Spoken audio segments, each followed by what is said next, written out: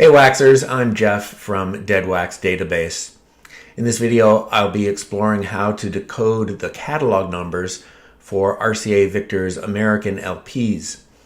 RCA began issuing LPs in 1949 after losing a format war with Columbia Records. While the RCA 45 RPM 7-inch format became the dominant format for releasing singles, one song on each side, the Columbia format, the 12-inch 33 1/3 speed, became the dominant format for a collection of songs or for longer pieces like a classical work. After a brief transitional period, RCA settled on a catalog system that ended up lasting from 1950 until 1973 for most of their popular records, with separate catalog systems for classical and budget releases, which I'll also get to.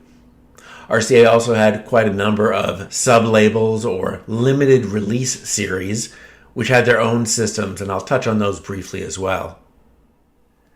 Beginning in 1950, RCA started to use a 3-letter prefix followed by a 4-digit number assigned to each of its releases.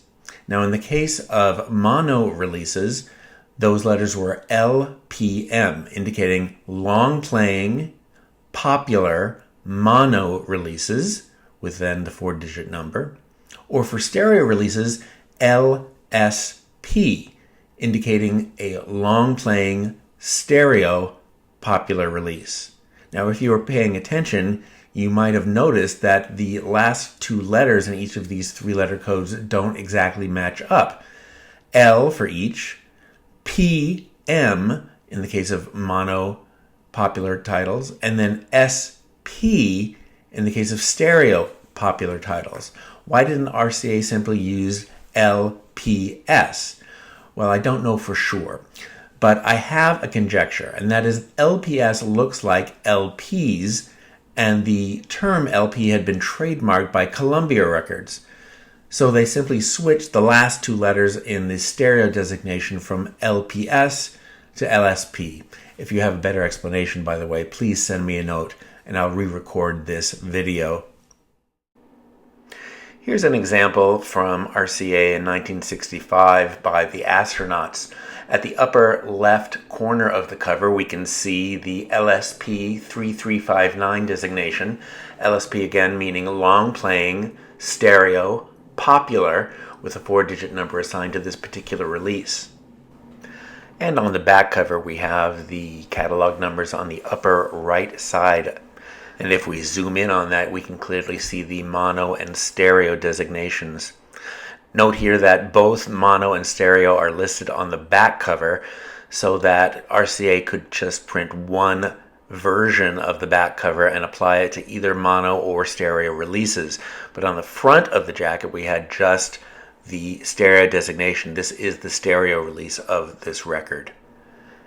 And on the label of the record itself, here on side 1, we also have the catalog number mentioned just to the left of the spindle hole at 9 o'clock. In addition to their popular releases, RCA Victor also had a budget label, Camden.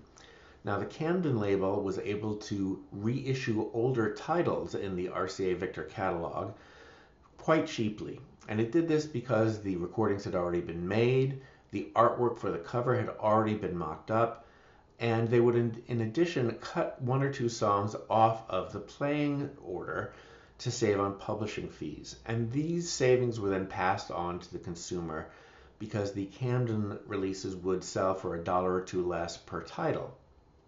Now, the catalog system that Camden used was different, completely different than that of the main popular series. And so even though it used a 3-digit letter system, the letters meant different things.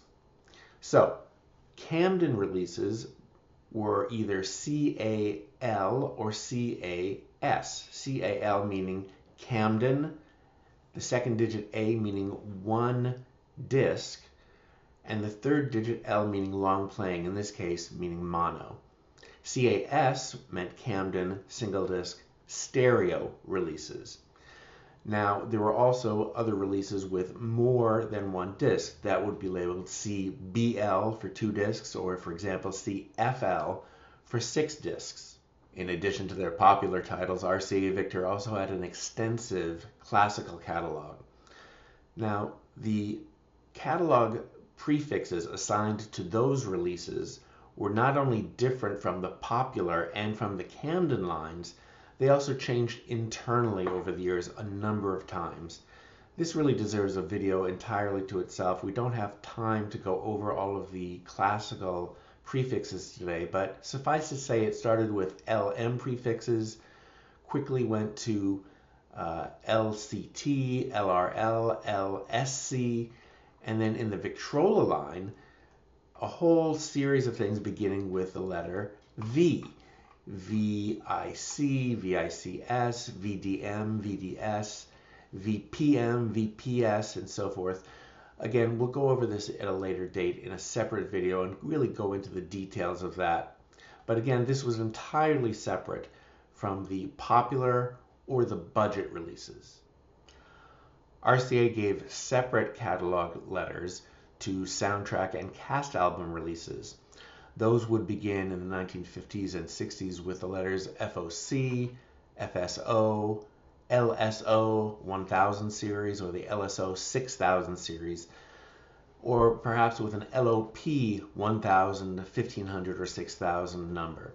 But again, all of these would change over the years as new systems were put in place. In addition, there were jazz releases, which were listed with the letters L, LJM, LPT, LPV, and also RCA Victor had an agreement and a partnership with Time Life, where they would put out multi-disc collections of various types of music. Those had the catalog letters beginning with ST.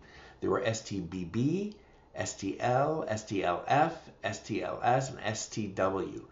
These all indicate collections done in partnership with Time Life Books. And if all of this wasn't confusing enough, RCA Victor also had a number of releases that didn't really fit into any of the other categories, and so they would give them their own catalog prefix letters. For example, they had a Calypso series that carried the letters LPB or LPS. They had something called the Long Playing Stereo Action Series, LSA. They had the At the Met series, MET. They had the Don Kirshner label, KES. By 1973, RCA realized that the cataloging system had become far too unwieldy to handle. They needed something new to streamline and to simplify things across all of their releases. So they developed a system that consisted of 3 letters followed by a number, followed then by the 4-digit number assigned to an individual release. This made all of the releases come under a universal system because now every 4-digit number that comprised the suffix of the catalog number was in sequence regardless of whether it was a popular release, a classical release, a jazz release, or a soundtrack. What did change were the 3-letter prefixes. Now those prefixes began with an A, B, C, or D in the first position. In the A series, the second position was then taken by a letter which represented the kind of music in that letter. So for example, A series, the main RCA series, was then followed by a second letter, A, which meant country music, or B, soundtracks, or C, Camden. All of the former systems coming under one system. The final letter in that 3-letter prefix would be typically an L for long playing, which meant in this case mono, but it could also be an S for stereo or some other letter for other kinds of sound. The post-1973 B series consisted of labels that were not part of the core RCA catalog, but rather were subsidiary labels or separate labels that had distribution deals with RCA to manufacture and distribute their records. So, for example, after the first B for the series, you would have a letter, again, going through the alphabet, A through Z, such as BB for Bob Thiel, BC for Chelsea, or BD for Flying Dutchman. The third of the three letters in the prefix would once again be an L or an M or some other letter, which would refer to the kind of audio, stereo, mono, or something else. Now, there was also a C series, and in the C series, beginning again in 1973, we had the classical series. Now, it's often difficult to determine why something was cataloged as classical and not RCA Red Seal, which had its own letters and numbers in the A series.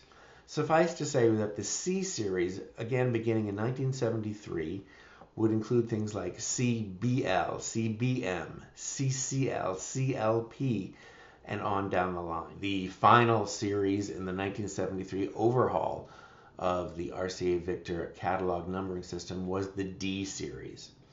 And the D series was once again a series that were numbered with 3 letters and then a number followed by a 4-digit number. But this series was for special products, which were records that were put together by RCA on behalf of outside businesses to act as kind of promotional items. So if a business, a flower shop or a jet ski shop or an auto parts store wanted to give away a record to its customers, it would contract with RCA, who would pull tracks from their catalog, put a new title on it with your shop's name on it, and press them up and deliver them to you.